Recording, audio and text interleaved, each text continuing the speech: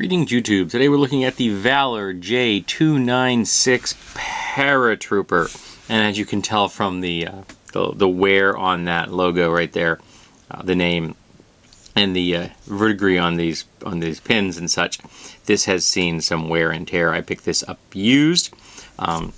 This is a lockback folder with wooden scales. It has a pinned construction, so we just had pins in here that have been then rounded over. So there's no taking this thing apart. And I think I paid 20 bucks for this thing, I believe, if I'm not incorrect. And it's a big, chonky knife. This is not small by in any way, shape, or form. It has a this is a two-handed opening. It's a large nail nick in there. It has a the spring is definitely a little sloppy, but it does. You go tunk, and then you go punk, and there you go. Once you have a lockup, it's not horrible. There's a little bit of play side to side, and almost nothing in going in this direction. But side to side, there is a little bit of play. But again, this knife has seen a lot of wear and tear. And there we go. Valor J296 high carbon stainless steel. And this, I don't know what kind of grind this had originally, because it was not a great, because this side looks like it was always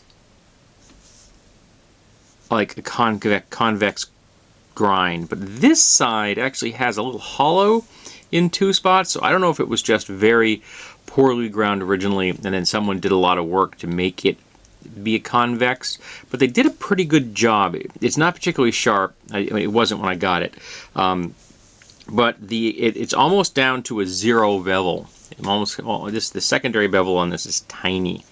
There is a little bit of a nick right there in the tip of the blade, but I thought this was interesting as far as just like it was from an era of knife design and construction that you just don't really see much anymore. This is not something that is a modern, 21st century kind of thing. This is definitely mid-century, 20th century kind of thing.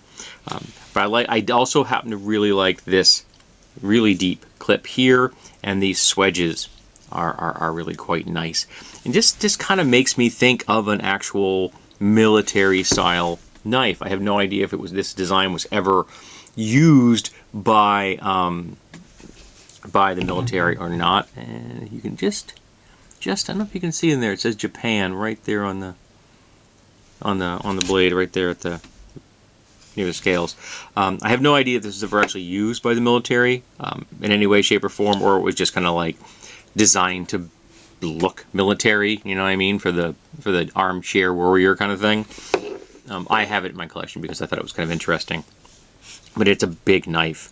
It is not a small knife in any way at all. I mean, that's just monstrous. If you have big hands, this is a knife that's going to feel very comfortable to you. For me, it just feels oversized. And I think one of those things really is the scales. I think the scales could have been thinner. You could have made these scales easily a millimeter thinner on both sides, and you would have not ruin the wear and tear characteristics of the knife, but you would have made a slimmer package that would have felt much more comfortable in the hand. But that's me. Maybe they really wanted a big chunky knife. Maybe this is designed for people who are wearing gloves. I don't know. But this is the Valor J296 Paratrooper, in to my mind, a knife design and construction type from a bygone era.